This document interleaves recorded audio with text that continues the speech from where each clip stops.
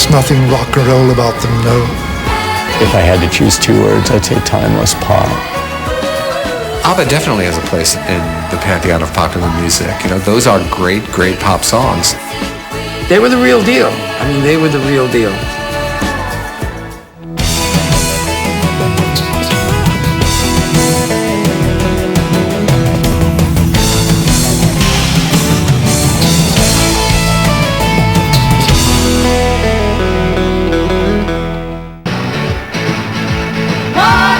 I didn't know who they were, two girls, two guys, but I heard Waterloo and I loved it.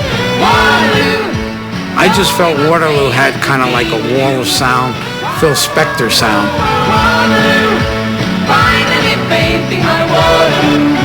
At the time, Atlantic Records was known as a predominantly R&B label, but its new president was looking to expand the company's stable of artists. I feel like I had the scope of music. I signed the Muppets. I mean, I did a soundtrack with the Muppets.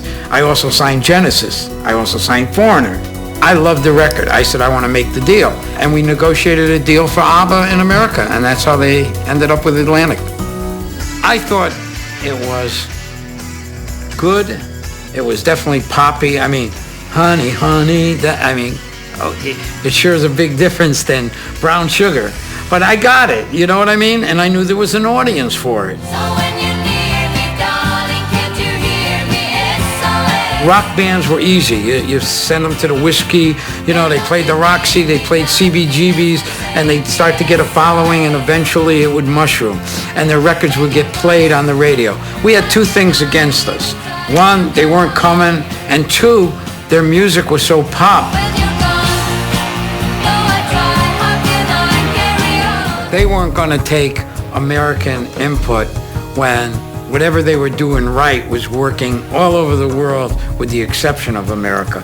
They're so big everywhere, they weren't going to come in unless they could. Like I say, I remember Stig saying, give me a platinum record and we'll think about touring. And I'm saying, I can't give you a platinum record until you tour. So we just kid about it.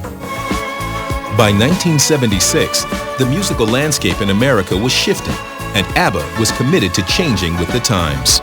During those 70s, you had the whole disco thing. Remember, Studio 54 started in 76. All of a sudden, disco was coming on the scene. It was flowing over into radio. Waterloo was a mid-chart record. I think Honey Honey was a mid-chart record. SOS was a mid-chart record. They didn't break until Dancing Queen.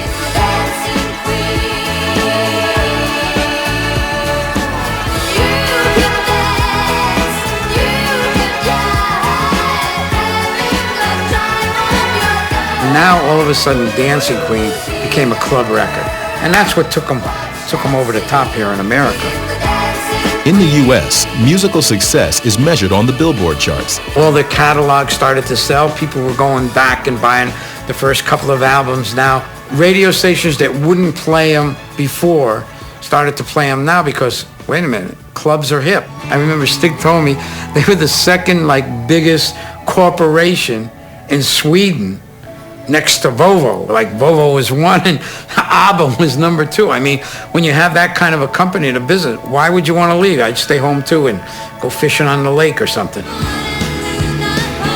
We went to the concert and I looked around and I said, oh my God. I mean, they knew every song. They were throwing roses. And the guy said to me, well, it sure ain't like a Rolling Stones or Led Zeppelin concert, is it? It was families. I loved ABBA. I liked their music, okay? I wish they toured more. I wish we could have sold more records. But they now got the redemption, okay? And the redemption is Mamma Mia on Broadway and Mamma Mia in Las Vegas.